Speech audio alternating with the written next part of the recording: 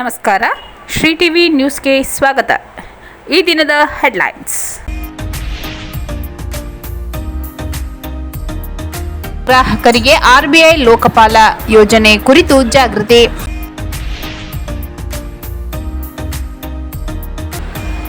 ಶೀಘ್ರ ನ್ಯಾಯ ಲೋಕ್ ಅದಾಲತ್ನ ಪ್ರಮುಖ ಉದ್ದೇಶ. ಕರ್ನಾಟಕ ಉಚ್ಚ ನ್ಯಾಯಾಲಯದ ನ್ಯಾಯಮೂರ್ತಿಗಳಾದ ಡಾಕ್ಟರ್ ಕೆ ಮನ್ಮಥ ರಾವ್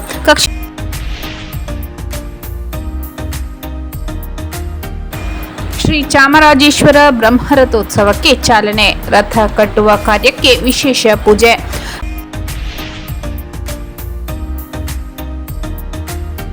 ಅಧಿಕಾರ ಇರಲಿ ಇಲ್ಲದಿರಲಿ ಜನಸೇವೆ ಮುಂದುವರಿಯಲಿದೆ. ಗೋಪಾಲ್ ಹೊರೆಯಾಲ.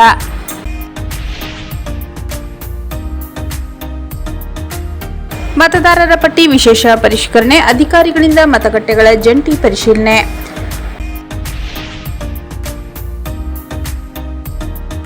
ರಸ್ತೆ ದಾಟಿದ ಆನೆ ಕುಟುಂಬ. ಬಿಳಿಗಿರಿ ರಂಗನ ಬೆಟ್ಟದಲ್ಲಿ ಮನಮೋಹಕ ದೃಶ್ಯ ವೈರಲ್.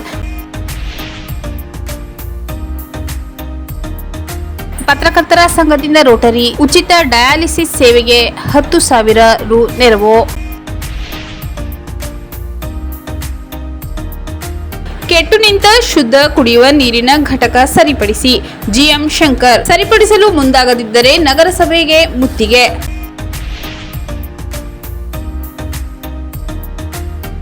ಎಸ್ ಜಾನಕಿ ಅಗಲಿಕೆ ಸಂಗೀತ ಲೋಕಕ್ಕೆ ತುಂಬಲಾರದ ನಷ್ಟ. ಪ್ರಗತಿಪರ ಸಂಘಟನೆಗಳ ಶ್ರದ್ಧಾಂಜಲಿ. ಗ್ರಾಹಕರಿಗೆ ಆರ್ಬಿಐ ಲೋಕಪಾಲ ಯೋಜನೆ ಕುರಿತು ಜಾಗೃತಿ. ಭಾರತೀಯ ರಿಸರ್ವ್ ಬ್ಯಾಂಕ್ ಲೋಕಪಾಲರ ಕಚೇರಿ ವತಿಯಿಂದ ಬ್ಯಾಂಕ್ ಗ್ರಾಹಕರಿಗೆ ಆರ್ಬಿಐ ಏಕೀಕೃತ ಲೋಕಪಾಲ ಯೋಜನೆ 2021 ಕುರಿತು ಜಾಗೃತಿ ಕಾರ್ಯಕ್ರಮವನ್ನು ಇತ್ತೀಚೆಗೆ ನಗರದಲ್ಲಿ ಆಯೋಜಿಸಲಾಗಿತ್ತು. ನಗರದ ಜೆಎಚ್ ಪಟೇಲ್ ಸಭಾಂಗಣದಲ್ಲಿ ನಡೆದ ಕಾರ್ಯಕ್ರಮದಲ್ಲಿ ಆರ್ಬಿಐ ಬ್ಯಾಂಕಿಂಗ್ ಲೋಕಪಾಲಕರ ಕಚೇರಿ ಬ್ಯಾಂಕ್ ವ್ಯವಸ್ಥಾಪಕರಾದ ಮಂಗಳಂ ವೆಂಕಟರಾಮನ್ ಅವರು ಮಾತನಾಡಿ, ಬ್ಯಾಂಕ್ಗಳ ದೂರು ನಿವಾರಣಾ ವ್ಯವಸ್ಥೆ, ಗ್ರಾಹಕರ ಹಕ್ಕುಗಳು ಹಾಗೂ ಬ್ಯಾಂಕ್ಗಳಿಗೆ ಸಲ್ಲುವ ದೂರುಗಳನ್ನು ನಿಗದಿತ ಅವಧಿಯೊಳಗೆ ಪರಿಹರಿಸಿಕೊಳ್ಳುವ ಕುರಿತು ವಿವರಿಸಿದರು. ಆರ್ಬಿಐ ಏಕೀಕೃತ ಲೋಕಪಾಲ್ ಯೋಜನೆ 2021 ಅಡಿ ಲಭ್ಯವಿರುವ ದೂರು ಪರಿಹಾರ ವ್ಯವಸ್ಥೆ, ಆರ್ಬಿಐ ಸಿಎಂಎಸ್ ಪೋರ್ಟಲ್ ಸೇರಿದಂತೆ ವಿವಿಧ ಮಾಧ್ಯಮಗಳ ಮೂಲಕ ದೂರು ಸಲ್ಲಿಸುವ ವಿಧಾನ ತಿಳಿಸಿಕೊಟ್ಟರು. ಅಲ್ಲದೆ ಇತ್ತೀಚಿನ ದಿನದಲ್ಲಿ ಹೆಚ್ಚಾಗುತ್ತಿರುವ ಡಿಜಿಟಲ್ ಬ್ಯಾಂಕಿಂಗ್ ವಂಚನೆಗಳಿಂದ ಸುರಕ್ಷಿತವಾಗಿರಲು ಗ್ರಾಹಕರ ಅನುಸರಿಸಬೇಕಾದ ಮುನ್ನೆಚ್ಚರಿಕೆ ಕ್ರಮಗಳ ಕುರಿತು ಜಾಗೃತಿ ಮೂಡಿಸಿದರು. ಬಳಿಕ ನಡೆದ ಪ್ರಶ್ನೋತ್ತರ ಅಧಿವೇಶನದಲ್ಲಿ ಗ್ರಾಹಕರು ಕೇಳಿದ ವಿವಿಧ ಪ್ರಶ್ನೆಗಳಿಗೆ ಆರ್ಬಿಐ ಅಧಿಕಾರಿಗಳು ಸಮರ್ಪಕ ಉತ್ತರ ನೀಡಿದರು. ಸಹಾಯಕ ಪ್ರಧಾನ ವ್ಯವಸ್ಥಾಪಕರಾದ ಬಿವಿ ಉದಯ್ ಕುಮಾರ್, ಜಿಲ್ಲಾ ಮಾರ್ಗದರ್ಶಿ ವ್ಯವಸ್ಥಾಪಕರಾದ ಎಂಎನ್ ಸುರೇಖಾ ಸೇರಿದಂತೆ ಭಾರತೀಯ ರಿಸರ್ವ್ ಬ್ಯಾಂಕ್ನ ಅಧಿಕಾರಿ ಹಾಗೂ ಎಸ್ಬಿಐ ಸಿಬ್ಬಂದಿ ಕಾರ್ಯಕ್ರಮದಲ್ಲಿ ಉಪಸ್ಥಿತರಿದ್ದರು. ಕಾರ್ಯಕ್ರಮದ ಅಂಗವಾಗಿ ಆರ್ಬಿಐ ಏಕೀಕೃತ ಲೋಕಪಾಲ ಯೋಜನೆ ಕುರಿತು ಮಾಹಿತಿ, ಕರಪತ್ರ ಹಾಗೂ ಕಿರು ಹೊತ್ತಿಗೆಗಳನ್ನು ಗ್ರಾಹಕರಿಗೆ ವಿತರಿಸಲಾಯಿತು. ಕಾರ್ಯಕ್ರಮದಲ್ಲಿ ಸುಮಾರು 200ಕ್ಕೂ ಹೆಚ್ಚು ಗ್ರಾಹಕರು ಭಾಗವಹಿಸಿದ್ದರು. ಶೀಘ್ರ ನ್ಯಾಯ ಲೋಕ್ ಅದಾಲತ್ನ ಪ್ರಮುಖ ಉದ್ದೇಶ. ಕರ್ನಾಟಕ ಉಚ್ಚ ನ್ಯಾಯಾಲಯದ ನ್ಯಾಯಮೂರ್ತಿಗಳಾದ ಡಾಕ್ಟರ್ ಕೆ ಮನ್ಮಥ ರಾವ್ ಕಕ್ಷಿದಾರರಿಗೆ ಶೀಘ್ರ ನ್ಯಾಯ ಒದಗಿಸುವುದು ಲೋಕ್ ಅದಾಲತ್ನ ಪ್ರಮುಖ ಉದ್ದೇಶವೆಂದು ಕರ್ನಾಟಕ ಉಚ್ಚ ನ್ಯಾಯಾಲಯದ ನ್ಯಾಯಮೂರ್ತಿಗಳು ಹಾಗೂ ಚಾಮರಾಜನಗರ ಜಿಲ್ಲಾ ಆಡಳಿತಾತ್ಮಕ ನ್ಯಾಯಾಧೀಶರಾದ ಡಾಕ್ಟರ್ ಕೆ ಮನ್ಮಥ ರಾವ್ ತಿಳಿಸಿದರು. ನಗರದ ಜಿಲ್ಲಾ ನ್ಯಾಯಾಲಯದ ಆವರಣದಲ್ಲಿ ರಾಷ್ಟ್ರೀಯ ಮತ್ತು ರಾಜ್ಯ ಕಾನೂನು ಸೇವಾ ಪ್ರಾಧಿಕಾರದ ನಿರ್ದೇಶನದನ್ವಯ ಜಿಲ್ಲಾ ಕಾನೂನು ಸೇವಾ ಪ್ರಾಧಿಕಾರ ಹಾಗೂ ಜಿಲ್ಲಾ ವಕೀಲರ ಸಂಘದ ಸಹಯೋಗದಲ್ಲಿ ಹಮ್ಮಿಕೊಳ್ಳಲಾಗಿದ್ದ ಈ ವರ್ಷದ 2ನೇ ಲೋಕ್ ಅದಾಲತ್ ಕಾರ್ಯಕ್ರಮ ಉದ್ಘಾಟಿಸಿ ಅವರು ಮಾತನಾಡಿದರು. ಸಿವಿಲ್, ಕ್ರಿಮಿನಲ್ ಪ್ರಕರಣ ಸೇರಿದಂತೆ ವ್ಯಾಜ್ಯಪೂರ್ವ ರಾಜಯೋಗ್ಯ ಪ್ರಕರಣ ಗುರುತಿಸಿ ತ್ವರಿತವಾಗಿ ಇತ್ಯರ್ಥಪಡಿಸಲು ಲೋಕ್ ಅದಾಲತ್ ಉತ್ತಮ ವೇದಿಕೆ.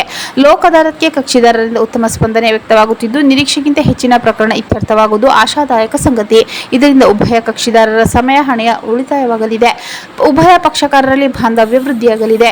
ಲೋಕ್ ಅದಾಲತ್ನಲ್ಲಿ ಪ್ರಕರಣಗಳ ಶೀಘ್ರ ಇತ್ಯರ್ಥಕ್ಕೆ ವಕೀಲರು ತಮ್ಮ ದೈನಂದಿನ ಕಲಾಪಗಳ ಜೊತೆಗೆ ಉತ್ತಮ ಸಹಕಾರ ನೀಡುತ್ತಿದ್ದಾರೆ. ಎರಡೂ ಕಡೆ ಕಕ್ಷಿದಾರರಿಗೂ ಒಪ್ಪಿಗೆಯಾಗುವಂತೆ ಅವರ ಮನವೊಲಿಸುವಲ್ಲಿ ವಕೀಲರ ಪಾತ್ರ ಮುಖ್ಯ. ಸಾಕಷ್ಟು ವರ್ಷಗಳಿಂದ ಬಾಕಿ ಇರುವ ಪ್ರಕರಣ ಲೋಕ್ ಅದಾಲತ್ನಲ್ಲಿ ಇತ್ಯರ್ಥಪಡಿಸಲು ವಕೀಲರು ಕಾಳಜಿ ವಹಿಸುತ್ತಿದ್ದು, ಜಿಲ್ಲಾ ಕಾನೂನು ಸೇವಾ ಪ್ರಾಧಿಕಾರಕ್ಕೆ ವಕೀಲರ ಸಹಕಾರ ನಿರಂತರವಾಗಿ ಮುಂದುವರಿಯಲಿ ಎಂದು ನ್ಯಾಯಮೂರ್ತಿಗಳಾದ ಡಾಕ್ಟರ್ ಕೆ ಮನ್ಮಥರಾವ್ ಹಾರೈಸಿದರು. ಜಿಲ್ಲಾ ಪ್ರಧಾನ ಸೆಷನ್ಸ್ ನ್ಯಾಯಾಧೀಶರು ಹಾಗೂ ಜಿಲ್ಲಾ ಕಾನೂನು ಸೇವೆಗಳ ಪ್ರಾಧಿಕಾರದ ಅಧ್ಯಕ್ಷರಾದ ಜಿ ಪ್ರಭಾವತಿ ಮಾತನಾಡಿ, ರಾಷ್ಟ್ರೀಯ ಹಾಗೂ ರಾಜ್ಯ ಕಾನೂನು ಸೇವೆಗಳ ಪ್ರಾಧಿಕಾರದ ನಿರ್ದೇಶನದಂತೆ ಈ ವರ್ಷದ 2ನೇ ಲೋಕ್ ಅದಾಲತ್ ಕಾರ್ಯಕ್ರಮ ಇಂದು ಆಯೋಜಿಸಲಾಗಿದೆ. ಲೋಕ್ ಅದಾಲತ್ನಿಂದ ಈಗಾಗಲೇ ಸಾಕಷ್ಟು ಪ್ರಕರಣ ಇತ್ಯರ್ಥವಾಗಿದೆ. ಕಳೆದ ಬಾರಿಗಿಂತ ಈ ಬಾರಿ ಹೆಚ್ಚಿನ ಪ್ರಕರಣಗಳ ಇತ್ಯರ್ಥದ ಗುರಿ ಹೊಂದಲಾಗಿದೆ ಎಂದರು. ಅದಾಲತ್ ಪೂರ್ವ ತಯಾರಿಗಾಗಿ ಜಿಲ್ಲಾ ನ್ಯಾಯಾಲಯದಲ್ಲಿ ತೆರೆಯಲಾಗಿರುವ ಮಧ್ಯಸ್ಥಿಕೆದಾರರ ಸಮನ್ವಯ ಕೇಂದ್ರದಲ್ಲಿ ಎರಡೂ ಕಡೆ ಕಕ್ಷಿದಾರರು ಮನವೊಲಿಸಲಾಗಿದೆ. ಪ್ರಕರಣಗಳ ತ್ವರಿತ ಇತ್ಯರ್ಥದಿಂದ ನ್ಯಾಯಾಲಯಗಳ ಹೊರೆ ತಗ್ಗಲಿದೆ. ಪ್ರಕರಣಗಳ ಇತ್ಯರ್ಥದಲ್ಲಿ ವಕೀಲರದು ನಿರ್ಣಾಯಕ ಪಾತ್ರ. ಒಟ್ಟಾರೆ ಲೋಕ ಅದಾಲತ್ ಯಶಸ್ವಿಯಾಗಲೆಂದು ಜಿಲ್ಲಾ ನ್ಯಾಯಾಧೀಶರಾದ ಪ್ರಭಾವತಿ ತಿಳಿಸಿದರು. ಈ ವೇಳೆ ಸಂತ್ರಸ್ತರಿಗೆ ಪರಿಹಾರದ ಚೆಕ್ ವಿತರಣೆ ಮಾಡಿದರು. ಹೆಚ್ಚುವರಿ ಜಿಲ್ಲಾ ಸೆಷನ್ಸ್ ನ್ಯಾಯಾಧೀಶರಾದ ಎಸ್.ಜೆ. ಕೃಷ್ಣ, ಹಿರಿಯ ಸಿವಿಲ್ ನ್ಯಾಯಾಧೀಶರು ಹಾಗೂ ಜಿಲ್ಲಾ ಕಾನೂನು ಸೇವೆಗಳ ಪ್ರಾಧಿಕಾರದ ಸದಸ್ಯ ಕಾರ್ಯದರ್ಶಿ ಎಂ. ಈಶ್ವರ್, ಜಿಲ್ಲಾ ವಕೀಲರ ಸಂಘದ ಅಧ್ಯಕ್ಷ ರಾಮಸಮುದ್ರ ಪುರಸ್ವಾಮಿ ಸೇರಿದಂತೆ ಇತರರು ಕಾರ್ಯಕ್ರಮದಲ್ಲಿ ಉಪಸ್ಥಿತರಿದ್ದರು.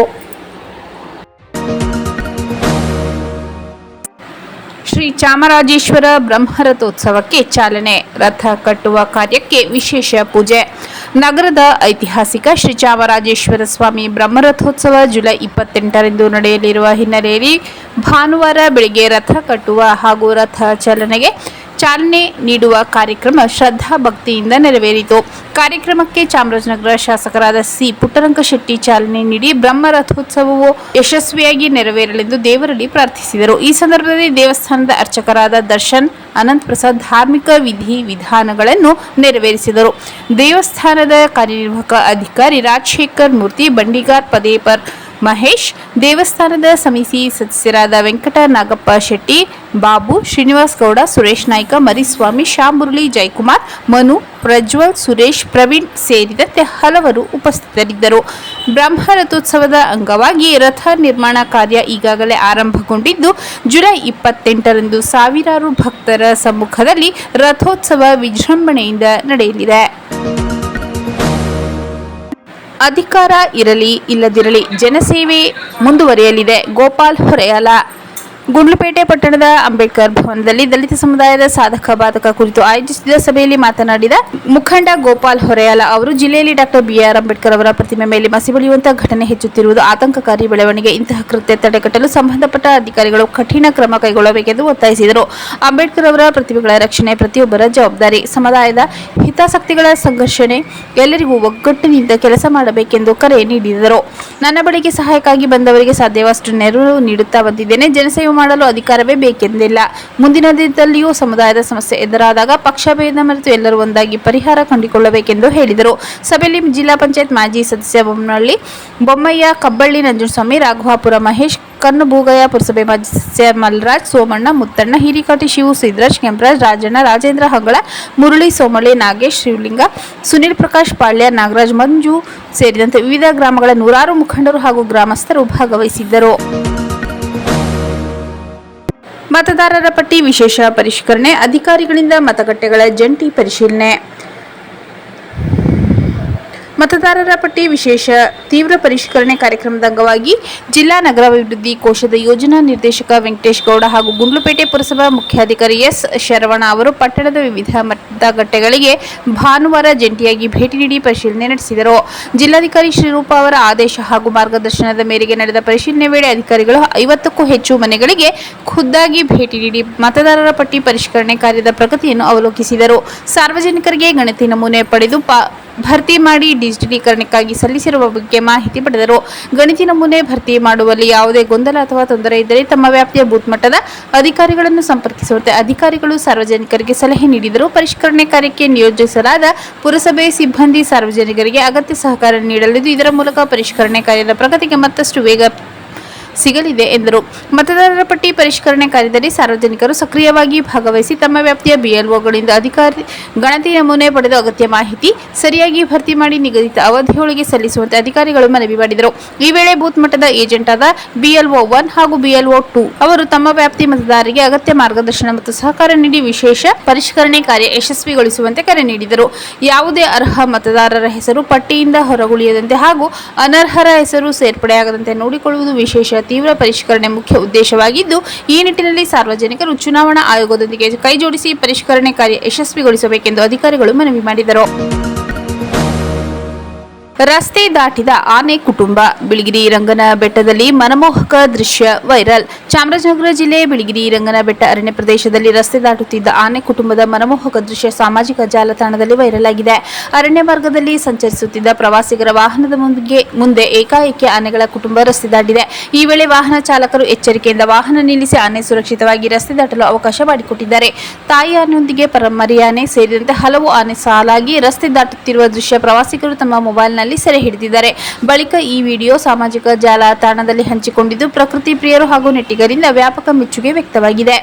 ಅರಣ್ಯ ಪ್ರದೇಶದಲ್ಲಿ ಸಂಚರಿಸುವ ವಾಹನ ಸವಾರರು ವನ್ಯಜೀವಿಗಳ ಓಡಾಟಕ್ಕೆ ಆದ್ಯತೆ ನೀಡಿ ವೇಗ ಮಿತಿಯನ್ನು ಪಾಲಿಸುವಂತೆ ಅರಣ್ಯ ಇಲಾಖೆ ಈಗಾಗಲೇ ಮನವಿ ಮಾಡಿದ್ದು, ಈ ಘಟನೆ ಮತ್ತೊಮ್ಮೆ ಎಚ್ಚರಿಕೆ ಅಗತ್ಯವನ್ನು ನೆನಪಿಸಿದೆ. ಪತ್ರಕರ್ತರ ಸಂಘದಿಂದ ರೋಟರಿ ಉಚಿತ ಡಯಾಲಿಸಿಸ್ ಸೇವೆಗೆ 10,000 ರು ನೆರವು. ರೋಟರಿ ಸಂಸ್ಥೆ ಚಾಮರಾಜನಗರದ ವತಿಯಿಂದ ನಡೆಯುತ್ತಿರುವ ಉಚಿತ ಡಯಾಲಿಸಿಸ್ ಸೇವೆಗೆ ಒಂದು ದಿನದ ವೆಚ್ಚಕ್ಕಾಗಿ 10,000 ರು ಮೊತ್ತದ ಚೆಕ್ ಅನ್ನು ಜಿಲ್ಲಾ ಕಾರ್ಯನಿರತ ಪತ್ರಕರ್ತರ ಸಂಘ ಚಾಮರಾಜನಗರದ ವತಿಯಿಂದ ಹಸ್ತಾಂತರಿಸಲಾಯಿತು. ಪತ್ರಿಕಾ ದಿನಾಚರಣೆ ಅಂಗವಾಗಿ ಸಮಾಜಮುಖಿ ಕಾರ್ಯಕ್ಕೆ ನೆರವಾಗುವ ಉದ್ದೇಶದಿಂದ ಈ ಧನ ಸಹಾಯ ನೀಡಲಾಯಿತು. ಪತ್ರಕರ್ತರ ಸಂಘದ ಪದಾಧಿಕಾರಿಗಳು ರೋಟರಿ ಸಂಸ್ಥೆ ಪ್ರತಿನಿಧಿಗಳಿಗೆ ಚೆಕ್ ಹಸ್ತಾಂತರಿಸಿ ಉಚಿತ ಡಯಾಲಿಸಿಸ್ ಸೇವೆ ನಿರಂತರವಾಗಿ ಅಗತ್ಯವಿರುವವರಿಗೆ ತಲುಪಲಿ ಎಂದು ಶುಭ ಹಾರೈಸಿದರು. ಈ ಸಂದರ್ಭದಲ್ಲಿ ಜಿಲ್ಲಾ ಕಾರ್ಯನಿರತ ಪತ್ರಕರ್ತರ ಸಂಘದ ಅಧ್ಯಕ್ಷ ಸಿದ್ಲಿಂಗಸ್ವಾಮಿ, ರಾಜ್ಯ ಸಮಿತಿ ಸದಸ್ಯ ಮಹೇಂದ್ರ, ಸಂಘದ ಪದಾಧಿಕಾರಿಗಳು, ಸದಸ್ಯರು, ರೋಟರಿ ಸಂಸ್ಥೆ ಪದಾಧಿಕಾರಿಗಳು ಉಪಸ್ಥಿತರಿದ್ದರು. ಕೆಟ್ಟು ನಿಂತ ಶುದ್ಧ ಕುಡಿಯುವ ನೀರಿನ ಘಟಕ ಸರಿಪಡಿಸಿ. ಜಿಎಂ ಶಂಕರ್ ಸರಿಪಡಿಸಲು ಮುಂದಾಗದಿದ್ದರೆ ನಗರಸಭೆಗೆ ಮುತ್ತಿಗೆ. ನಗರದ ವಾರ್ಡ್ ನಂಬರ್ 23 ಅಂಗನವಾಡಿ ಕೇಂದ್ರದ 3ರಲ್ಲಿ ಶುದ್ಧ ಕುಡಿಯುವ ನೀರಿನ ಘಟಕ ಕೆಟ್ಟು ನಿಂತು ಸುಮಾರು 3 ತಿಂಗಳು ಕಳೆದರೂ ನಗರಸಭಾ ಅಧಿಕಾರಿಗಳು ಇತರತ್ತ ಗಮನ ಹರಿಸದಿರುವುದು ಶೋಚನೀಯ ವಿಚಾರವಾಗಿದೆ. ಈ ಬಗ್ಗೆ ಅನೇಕ ಬಾರಿ ಬಡಾವಣೆ ನಿವಾಸಿಗಳು ನಗರಸಭಾಧಿಕಾರಿಗಳಿಗೆ ತಿಳಿಸಿದ್ದಾರೆ. ಆದರೆ ಯಾವುದೇ ಪ್ರಯೋಜನವಾಗಿರುವುದಿಲ್ಲ.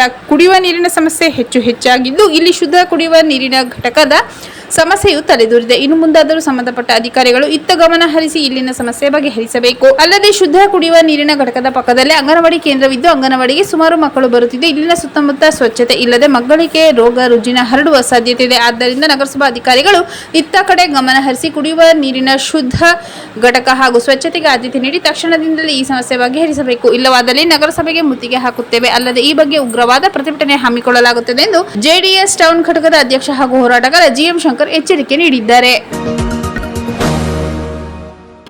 ಎಸ್ ಜಾನಕಿ ಅಗಲಿಕೆ ಸಂಗೀತ ಲೋಕಕ್ಕೆ ತುಂಬಲಾರದ ನಷ್ಟ. ಪ್ರಗತಿಪರ ಸಂಘಟನೆಗಳ ಶ್ರದ್ಧಾಂಜಲಿ. ಗುಂಡ್ಲುಪೇಟೆ ಪಟ್ಟಣದಲ್ಲಿ ಪ್ರಗತಿಪರ ಸಂಘಟನೆಗಳ ವತಿಯಿಂದ ಆಯೋಜಿಸಿದ್ದ ಶ್ರದ್ಧಾಂಜಲಿ ಸಭೆಯಲ್ಲಿ ಎಸ್ ಜಾನಕಿ ಅವರ ಭಾವಚಿತ್ರಕ್ಕೆ ಪುಷ್ಪನಮನ ಸಲ್ಲಿಸಿ ಮಾತನಾಡಿದ ಮಾನವ ಬಂಧುತ್ವ ವೇದಿಕೆ ಜಿಲ್ಲಾ ಸಂಚಾಲಕ ಸುಭಾಷ್ ಮಾಡ್ರಹಳ್ಳಿ, ಎಸ್ ಜಾನಕಿ ಅವರು ದಕ್ಷಿಣ ಭಾರತದ ಭಾಷೆಗಳಲ್ಲಿ ಹಿನ್ನೆಲೆ ಗಾಯಕಿಯಾಗಿ ತಮ್ಮ ಮಧುರ ಕಂಠದ ಮೂಲಕ ಅಸಂಖ್ಯಾತ ಅಭಿಮಾನಿಗಳ ಮನ ಗೆದ್ದಿದ್ದರು. ಸುಮಾರು 48,000ಕ್ಕೂ ಅಧಿಕ ಹಾಡುಗಳಿಗೆ ಧ್ವನಿಯಾಗುವ ಮೂಲಕ ಭಾರತೀಯ ಸಂಗೀತ ಕ್ಷೇತ್ರದಲ್ಲಿ ಅಳಿಸಲಾಗದ ಛಾಪು ಮೂಡಿಸಿದ್ದಾರೆಂದು ಹೇಳಿದರು. ರಾಷ್ಟ್ರೀಯ ಹಾಗೂ ರಾಜ್ಯ ಮಟ್ಟದ ಹಲವು ಪ್ರಶಸ್ತಿ ಪುರಸ್ಕಾರ ಪಡೆದಿದ್ದ ಎಸ್ ಜಾನಕಿ ಅವರ ಸಾಧನೆ ಮುಂದಿನ ಪೀಳಿಗೆಗೂ ಮಾದರಿಯಾಗಿದ್ದು ಅವರ ಅಗಲಿಕೆಯಿಂದ ಸಂಗೀತ ಕ್ಷೇತ್ರಕ್ಕೆ ಅಪರೂಪದ ಪ್ರತಿಭೆ ಕಳೆದುಕೊಂಡಿದೆ ಎಂದು ಸಂತಾಪ ಸೂಚಿಸಿದರು. ಈ ಸಂದರ್ಭದಲ್ಲಿ ಕಸ್ತೂರಿ ಕರ್ನಾಟಕ ನ್ಯಾಯಪರ ವೇದಿಕೆ ರಂಗಪ್ಪ ನಾಯ್ಕ, ಕರ್ನಾಟಕ ರಕ್ಷಣಾ ವೇದಿಕೆ ಈಶ್ವರ್ ಗಟ್ವಾಡಿ ಶಿವರಾಜ್, ಕಲಾವಿದ ರಾಮೇಗೌಡ, ಗಾಯಕರಾದ ಅಜಿತ್ ಕುಮಾರ್, ಗುರುಪ್ರಸಾದ್ ಸೇರಿದಂತೆ ವಿವಿಧ ಪ್ರಗತಿಪರ ಸಂಘಟನೆಗಳ ಮುಖಂಡರು ಹಾಗೂ ಸದಸ್ಯರು ಉಪಸ್ಥಿತರಿದ್ದು 2 ನಿಮಿಷ ಮೌನಾಚರಣೆ ನೆರವೇರಿಸಿ ಎಸ್ ಜಾನಕಿ ಅವರಿಗೆ ಭಾವಪೂರ್ಣ ಶ್ರದ್ಧಾಂಜಲಿ ಸಲ್ಲಿಸಿದರು. ಮತ್ತೊಮ್ಮೆ ಮುಖ್ಯಾಂಶಗಳು. ಗ್ರಾಹಕರಿಗೆ ಆರ್ಬಿಐ ಲೋಕಪಾಲ ಯೋಜನೆ ಕುರಿತು ಜಾಗೃತಿ.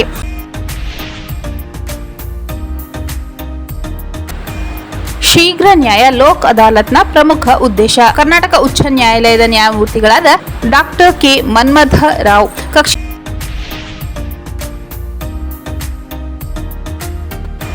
ಶ್ರೀ ಚಾಮರಾಜೇಶ್ವರ ಬ್ರಹ್ಮರಥೋತ್ಸವಕ್ಕೆ ಚಾಲನೆ. ರಥ ಕಟ್ಟುವ ಕಾರ್ಯಕ್ಕೆ ವಿಶೇಷ ಪೂಜೆ.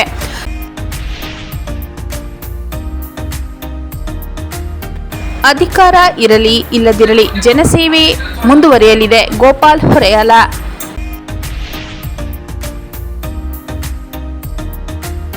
ಮತದಾರರ ಪಟ್ಟಿ ವಿಶೇಷ ಪರಿಷ್ಕರಣೆ. ಅಧಿಕಾರಿಗಳಿಂದ ಮತಗಟ್ಟೆಗಳ ಜಂಟಿ ಪರಿಶೀಲನೆ.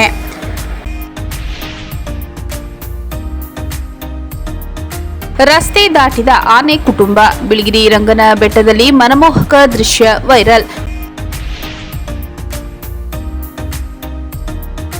ಪತ್ರಕರ್ತರ ಸಂಘದಿಂದ ರೋಟರಿ ಉಚಿತ ಡಯಾಲಿಸಿಸ್ ಸೇವೆಗೆ 10,000 ರು ನೆರವು.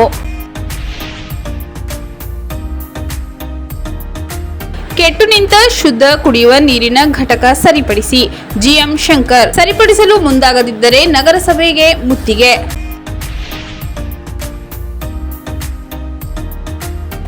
ಎಸ್ ಜಾನಕಿ ಅಗಲಿಕೆ ಸಂಗೀತ ಲೋಕಕ್ಕೆ ತುಂಬಲಾರದ ನಷ್ಟ. ಪ್ರಗತಿಪರ ಸಂಘಟನೆಗಳ ಶ್ರದ್ಧಾಂಜಲಿ.